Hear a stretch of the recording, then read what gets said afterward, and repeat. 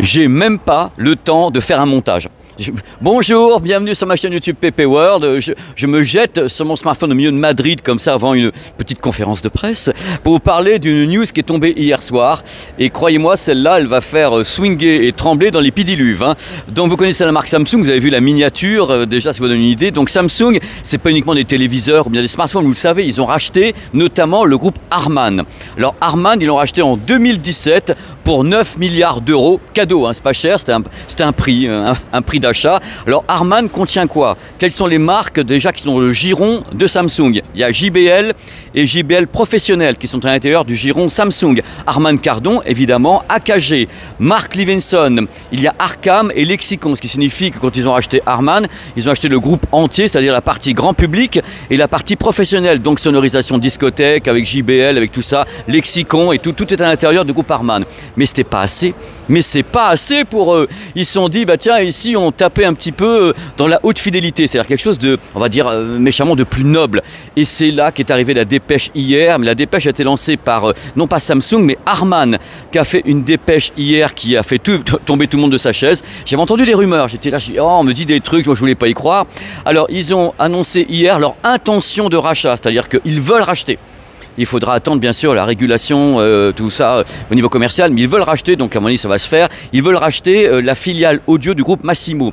Massimo c'est quoi? Je vais vous donner les marques, vous allez dire, c'est pas possible parce que sur la miniature vous n'avez pas tout mis. Les marques concernées par le rachat de Samsung en dehors de ce qu'ils ont déjà avec Harman: Boston Acoustics, Bowers & Wilkins. Bowers & Wilkins quand même, B&W qui est dans le rachat, classé audio, des amplis extraordinaires, très haut de gamme et tout, de la hi-fi pure, haute fidélité pure.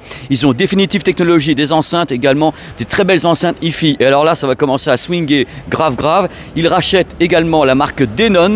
Donc Denon, des casques, des amplis home cinéma, incroyable cette marque, je l'adore, moi je suis équipé en Denon.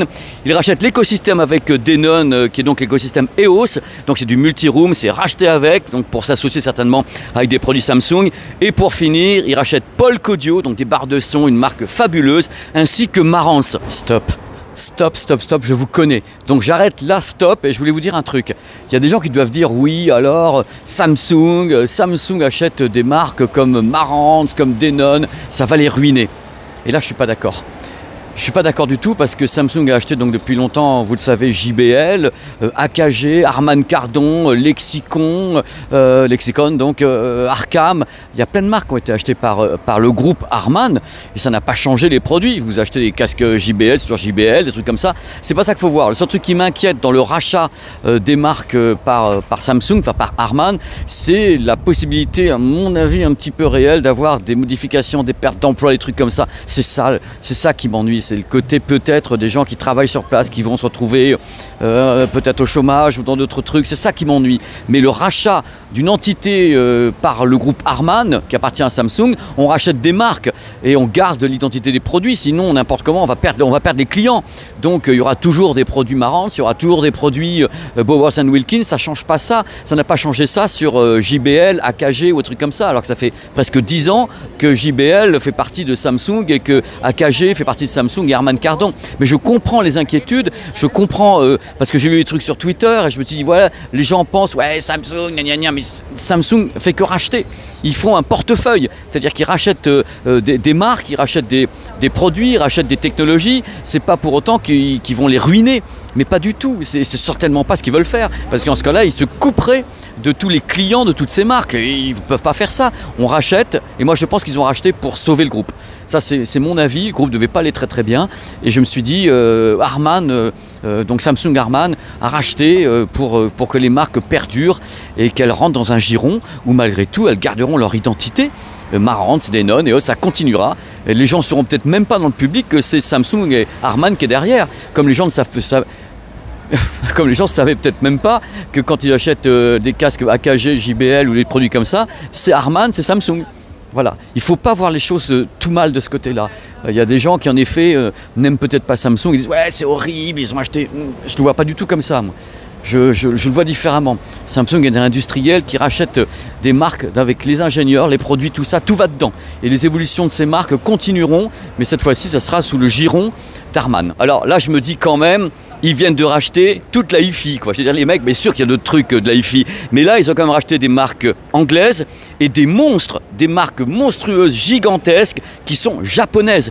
Ça m'a sidéré, parce que voir comme ça Denon et Marantz s'envoler, c'est qu'à le dire, ça va faire partir maintenant d'Harman. C'est que Harman aura Harman, tout ce que je vous ai dit, plus ces marques. Donc ils viennent juste d'acquérir l'audio, c'est dingue.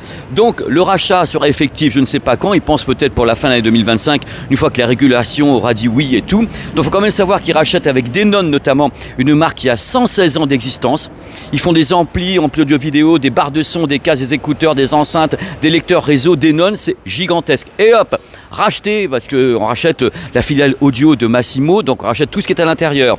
Ils rachètent Marantz, donc je reviens là-dessus, Marantz comme Denon, grande marque japonaise devant l'éternel, qui fait donc de la hi-fi noble. Ils font des amplis audio-vidéo également, ils font des blocs de puissance, ils ont plein de choses, des enceintes incroyables. Marantz, voilà, Marantz. Bowers & Wilkins. Bowers & Wilkins, qui a été, je crois, fondée en 1966, c'est une marque anglaise. Vous avez tas de trucs sur la chaîne sur Bowers & Wilkins. Ils font des casques, donc BW. Ils ont des casques qui s'appellent les PX, des casques anti-bruit. Ils ont plein de trucs, des enceintes, des écouteurs. Ils avaient des enceintes Zeppelin, ils ont toujours Zeppelin. Ils ont des enceintes hi-fi cultes comme la Nautilus qui coûte 100 000 €. Bowers & Wilkins, hop, racheté par Harman Samsung. Il faut savoir que Bowers & Wilkins équipe également les studios Abbey Road. Donc, vous voyez un petit peu le... Je ne sais pas ce que ça vous fait, mais moi, rien que de le dire, j'ai les larmes, quoi. J'ai les larmes d'émotion, j'ai les larmes, je me dis, mais c'est... Ce qui se passe est une révolution. Vous vous rendez pas compte de ce qui se passe. Samsung qui annonce en plus d'Harman, on rachète tout ça.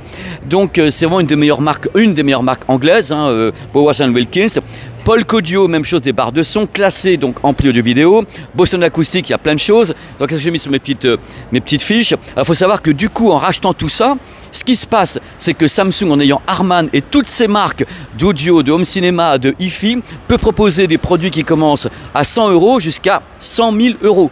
C'est-à-dire que vraiment, ils ont une amplitude de folie parce qu'ils ont des produits, entre guillemets, les écouteurs, ils ont des produits très très chers chez Bowers & Wilkins, ils ont une marge incroyable. Alors le montant de la transaction serait, on va dire, entre 300 et 350 millions d'euros pour le bloc. Et ça m'inquiète. Parce que je trouve que le prix n'est pas très élevé. Ce qui prouve que dans le monde de la hi-fi, ça va pas très très fort. Parce que là, c'est un rachat. Je pense que c'est... Je vous dis ce que je pense. C'est pas méchant. Vous savez que j'aime cette profession, j'aime les gens. Je veux pas qu'il y ait de licenciements, de trucs comme ça. Je veux que tout le monde vive. Mais je pense que c'est un rachat de sauvetage. Parce que vendre toutes ces marques pour ce prix-là, alors qu'ils ont racheté Harman pour 9 milliards d'euros, là, ils prennent le bloc pour 350 millions d'euros. Donc ça prouve qu'il y avait des secteurs un peu en difficulté qui étaient donc visés. Alors là, on attend l'approbation des autorités de régulation pour savoir s'ils vont pouvoir acheter. A priori, il n'y aura pas de problème. Alors l'idée, c'est quoi ? Pour Samsung, c'est simple, c'est tout avoir. Parce qu'en effet, avec ça, ils ont tout. Donc ils peuvent très bien dire, on va utiliser en effet des technologies propres, peut-être à Bowers & Wilkins ou bien à Denon ou Marantz pour les mettre sur certains produits. Pourquoi pas utiliser, en même temps, le mot utiliser n'est pas le bon, hein. Pourquoi pas avoir les ingénieurs qui travaillent pour toutes ces marques, pour travailler également sur l'audio, sur les barres de son, sur l'audio, sur les téléviseurs, parce que c'est ce qu'ils ont fait avec Harman. Quand ils ont racheté Harman, du coup, curieusement, ils ont fait des barres de son qui avaient un bon son, ils avaient les téléviseurs qui avaient un meilleur son. Ils utilisent leur rachat, ce qui est normal, pour travailler les produits libellés Samsung. Voilà, c'est tuned by Samsung, même si en effet... c'est tuned by Samsung Harman. Vous savez, quand on teste une barre de son Samsung, moi je peux dire que c'est Harman qui est dessus, mais par exemple Samsung ne le dit pas. Moi je dis que c'est Harman en effet qui fabrique tous ces produits-là. Donc l'annonce est gigantesque. L'annonce veut dire beaucoup de choses, c'est pour ça que j'ai besoin de votre avis maintenant. Ça c'est une news comme ça, qui est faite, vous voyez, en one shot. Hein. C'est une seule prise, j'aurai même pas le temps de monter, je vais la mettre telle quelle la vidéo. Le truc c'est qu'ils essaient également de créer un écosystème à eux. Donc c'est pour ça qu'ils rachètent EOS. EOS, c'est une multi-room, selon Denon notamment. Ils vont certainement interconnecter les produits, les idées au travers de SmartThings, donc de tout ce qui est l'écosystème Samsung. Et c'est quand même du délire complet. Il faut savoir que Harman Harman a fait un bond en avant aussi délirant au niveau de la thune, puisqu'ils ont été bénéficiaires de 1,3 milliard d'euros en 2024. C'est-à-dire que le rachat a été fructueux. C'est pas un rachat qui a perdu de l'argent, c'est un rachat qu'on a gagné. Donc je pense qu'ils essaient d'avoir ça en plus. Et l'idée dans ce cas-là, je reviens dessus parce que c'est du délire, c'est d'avoir toute une gamme de produits audio. Ils ont racheté l'audio en quelque sorte. Bien sûr, il y a d'autres marques, bien sûr, il y a d'autres trucs, mais ils ont racheté un bloc audio total qui permet de proposer en effet des solutions qui vont de 40-50 euros jusqu'à 100 000 euros. Ils ont des produits donc de milieu de gamme, enfin début de gamme, milieu de gamme, du très très haut de gamme en rachetant ces marques. Alors maintenant, qu'est-ce que ça signifie?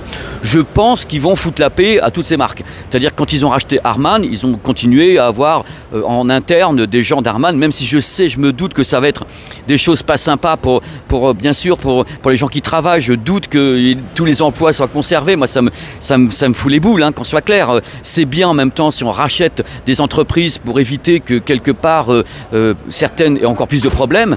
Mais ça signifie des choses, vous savez très bien, sur les emplois et autres. Je ne suis pas fou, j'espère que non, j'espère que tous les gens vont garder leurs emplois, mais je pense que ce rachat est tellement gigantesque qu'il implique beaucoup de choses dans la profession, au niveau de l'audio notamment. Ça, c'est quelque chose qui est évident, et les cartes vont être redistribuées avec des marques qui intègrent Samsung. Je rappelle quand même Denon, Marantz, Bowers & Wilkins, ça c'est parmi les plus grandes, Polk Audio, Classé Audio. Moi, c'est un truc, je ne l'imaginais pas. Je ne l'imaginais pas. Et donc c'est là maintenant.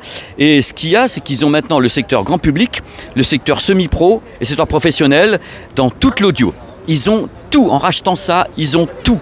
C'est étourdissant. Alors est-ce que la régulation va dire c'est pas un trust ou un truc comme ça? Je sais pas, j'y connais rien du tout. Ils disent pas que c'est un peu trop gros quelque part, que ça laisse pas beaucoup de place à la concurrence. Maintenant on verra bien ce que ça voudra dire. Je pense qu'il y a plein de gens qui passent derrière en faisant des grimaces, mais je peux pas les voir. Je peux pas les voir. Donc voilà, j'ai fait ce petit billet d'humeur avec mon cœur. Je voulais donc vous dire que là maintenant c'est une vraie redistribution de cartes. Il s'est vraiment passé quelque chose et je ne sais pas dans combien de temps ça va se produire, mais c'est pour vous dire à quel point Samsung peut être un glouton. Eux, ils sont là, ils investissent et l'investissement sur l'audio, cette fois-ci, est purement gigantesque. Harman, c'était déjà gigantesque, mais alors avoir acheté les marques japonaises hi-fi, haute fidélité noble,